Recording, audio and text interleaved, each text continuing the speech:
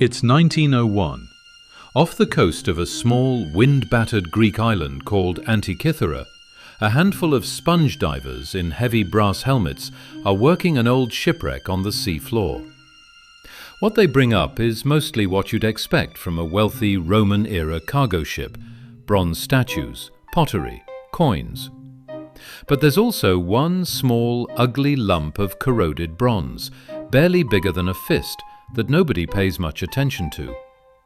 It sits in a museum drawer in Athens, unlabeled and unexplained, for years. Then, someone notices something buried in the corrosion. A gear tooth. Then another. Then dozens more. What they were actually looking at would take more than a century, and the invention of the CT scanner to fully understand. For decades, the object now called the Antikythera mechanism was treated as a curiosity, almost an embarrassment. Gears that precise simply didn't fit anywhere in the timeline historians had for the ancient world. So some early researchers quietly assumed it had to be a much later addition to the wreck. That changed in 1951, when historian Derek de Solla Price began studying it seriously, followed by X-rays in the 1970s that hinted at a far more complex interior than anyone expected.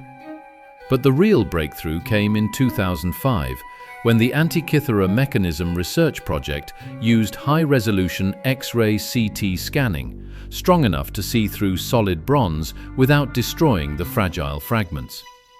What it revealed: more than 30 surviving bronze gears, some originally part of a system of around 37, with teeth cut to a precision normally associated with 18th century clockmaking. Today, the mechanism survives as 82 separate fragments, kept at the National Archaeological Museum in Athens.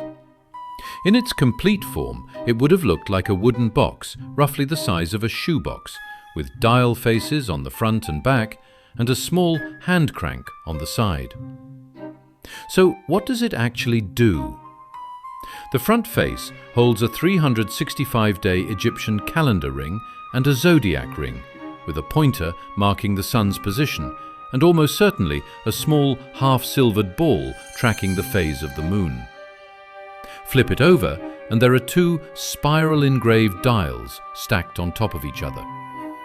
The upper one tracks the metonic cycle, 235 lunar months across 19 years, which lets the calendar stay in sync with the actual moon.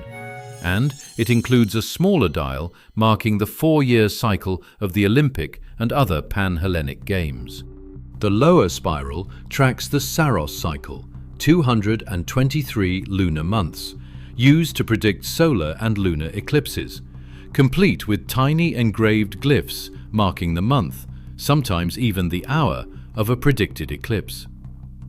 And in 2021, a reconstruction published by the Antikythera research team at University College London proposed something even more ambitious: that the gear train was also built to model the positions of all 5 planets known to the ancient world: Mercury, Venus, Mars, Jupiter, and Saturn, using shared gears with carefully chosen ratios. An elegant engineering shortcut that let one compact mechanism do the work of several. Put simply, you turn the crank, dial in a date, past or future, and the device tells you where the sun, moon, and planets sit in the sky, and warns you in advance about eclipses. It isn't a clock, it's a predictive astronomical calculator, which is why more than one researcher has called it, only half-jokingly, the world's first analog computer. Here's where it gets genuinely strange. The mechanism was built somewhere between roughly 260 BC, likely on Rhodes or in Corinth, in a scientific culture connected to figures like the astronomer Hipparchus. The ship carrying it sank around 70 to 60 BC on a route toward Rome, which means by the time it went down, the device may already have been decades old, possibly an heirloom, possibly outdated technology even back then. Think about what it actually took to build this without powered machine tools. Someone cut dozens of nearly identical triangular gear teeth into thin bronze discs by hand, with files and bow drills, to a tolerance fine enough that the gears could mesh smoothly across an entire chain. Some researchers studying the surviving fragments have argued there's evidence of specialized jigs or proto-machine tools used specifically to cut gears this consistent. Essentially, a small precision manufacturing workshop in the 2nd century BC, built around devices exactly like this one. But here's the twist most documentaries leave out. In 2025, a team of researchers built a computer simulation that modeled the mechanism's actual triangular-shaped gear teeth and realistic manufacturing tolerances, instead of simplifying them like earlier reconstructions did. What they found was that the gear train would likely have jammed or slipped out of sync after only about 4 months of continuous use, at which point it would have needed to be manually reset. In other words, this may not have been a flawless ancient supercomputer running smoothly for years. It may have been something closer to a brilliant but genuinely temperamental prototype. And the questions about this object are still being rewritten as we speak. In late 2025, a team at the University of Glasgow, led by astrophysicist Graham Wone, used Bayesian statistical methods borrowed from an unlikely source, the same techniques used by LIGO to detect gravitational waves. They re-examined the spacing of the tiny, partially destroyed holes on the calendar ring and found strong evidence that the ring held 354 or 355 holes, not 365. Which means the front of the device was very likely tracking a lunar calendar, not a solar year, as had long been assumed. A correction more than 100 years after this thing was first pulled out of the sea. And then there's the uniqueness problem. Nothing else like it has ever been found. The Roman writer Cicero, in the 1st century BC, mentions devices built in the tradition of Archimedes that modeled the movement of the heavens. So written sources suggest things like this existed. But only one waterlogged, broken example has ever survived to be studied. No earlier prototype, no simpler starter model, no instruction manual. A tradition this advanced should, in theory, have left more fingerprints across the historical record. And for the most part, it just didn't. This is where the Antikythera mechanism stops being just an interesting artifact and starts challenging something bigger. The assumption that technological progress moves in one smooth upward line, cavemen to smartphones, always improving, never backsliding.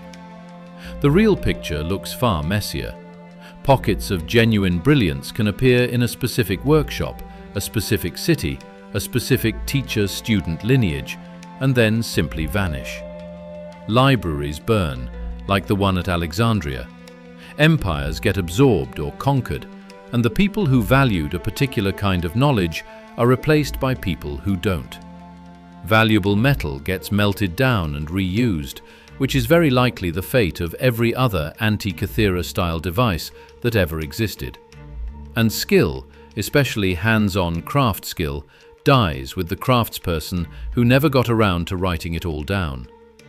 None of that requires Atlantis, or ancient aliens, or a hidden super-civilization. It requires something much more mundane and much better supported by evidence. Knowledge is fragile.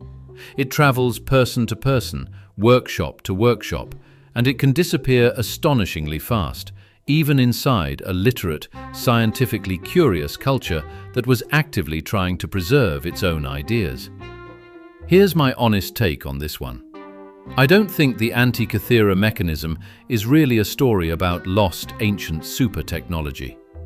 I think it's a quiet warning about how thin the thread of preserved history actually is. We like the idea of a clean timeline climbing steadily upward. In reality, progress is patchy, regional, occasionally undone entirely, and what survives for us to study 2,000 years later is mostly an accident. Which shipwreck happened to sink in calm, oxygen-poor water?